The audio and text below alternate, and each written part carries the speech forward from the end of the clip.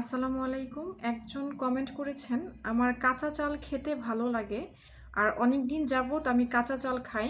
অন্য একটি সমস্যার কারণে ডাক্তার দেখানোতে আমার রক্তশূন্যতা, আয়রনের অভাব আছে বলে ডাক্তার জানিয়েছে। কিন্তু আমি যে কাঁচা চাল খাই তা অনেক দিন যাবৎ এই কথা ডাক্তারকে বলিনি। কাঁচা চাল খাওয়াতে কি আমার কোনো ক্ষতি হবে?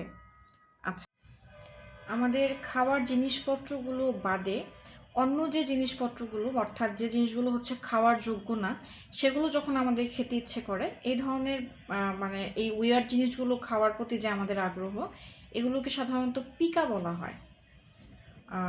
আপনি যদি কাঁচা চাল বেশি পরিমাণে খান অবশ্যই সমস্যা হতে পারে। এছাড়াও আপনার হচ্ছে কাঁচা চাল যদি ঠিকমতো প্রক্রিয়াজাত না করে সেক্ষেত্রে আপনার কৃমির সমস্যা হতে পারে।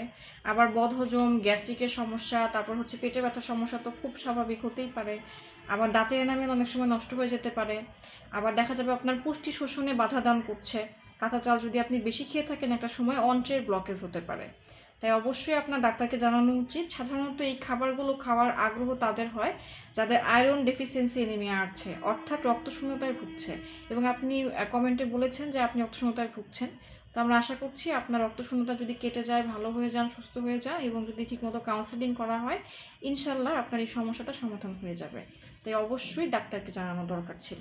আপনি এক কাজ করতে পারেন, দেরি না করে ডাক্তারকে জানান। ডাক্তার আপনাকে পরবর্তী কী করবেন, কীভাবে আগাবেন বলে দেবে। ধন্যবাদ।